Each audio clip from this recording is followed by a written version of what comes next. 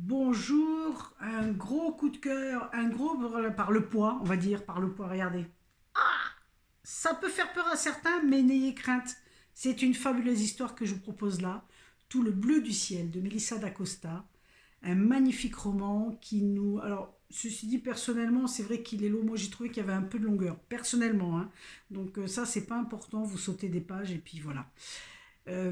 L'histoire principale, c'est un jeune homme qui est atteint d'un Alzheimer précoce et qui veut pas être un poids pour sa famille, donc il souhaite partir et vivre enfin le rêve de sa vie, puisqu'il a plus beaucoup de temps à vivre, en camping-car.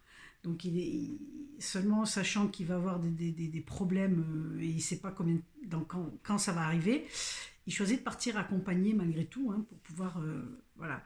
Et une jeune fille, une jeune femme répond à son annonce. À son grand étonnement, c'est une personne qui arrive, qui est habillée tout en noir avec un chapeau, une jeune femme, et un sac à dos. Voilà. De là va s'en suivre. Alors c'est très sympa parce que pour ceux qui sont dans le sud de la France, vous allez reconnaître des endroits. Pour les autres, vous allez en découvrir, puisque l'histoire se passe entre le pic du Midi, Gruissant, en passant par l'Ariège. Donc voilà, on est dans le sud-ouest de la France et c'est très chouette.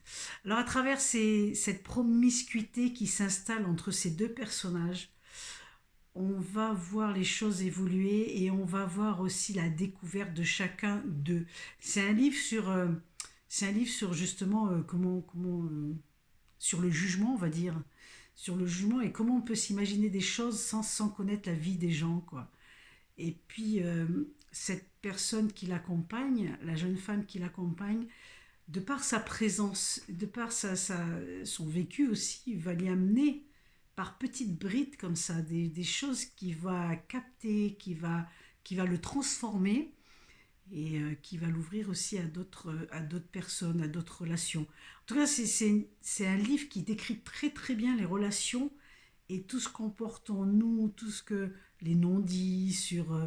mais N'ayez crainte, c'est aussi un livre extrêmement joyeux parce que ça décrit des endroits superbes, des situations aussi très cocasses.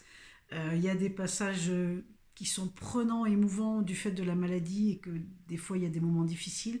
Et puis il y a des confidences qui se font, que les deux personnages se font sur leur vie mutuelle par petites brides comme ça, où des fois on découvre des choses. C'est vraiment au niveau des relations, comment les relations sont décrites dans ce livre et tout ce que ça nous apporte, c'est fabuleux, vraiment fabuleux.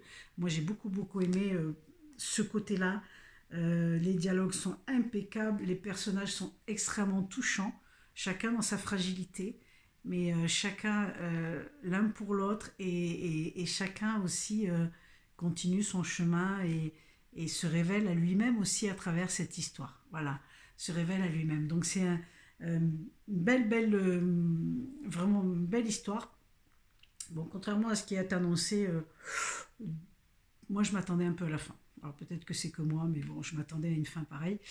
Voilà, en tout cas, vous allez passer un super moment. Et puis, comme je dis toujours, les amis, si vous avez l'élan du cœur, n'hésitez pas, ça pourra vous accompagner sur cette période de vacances. Bye bye, prenez soin de vous, régalez-vous.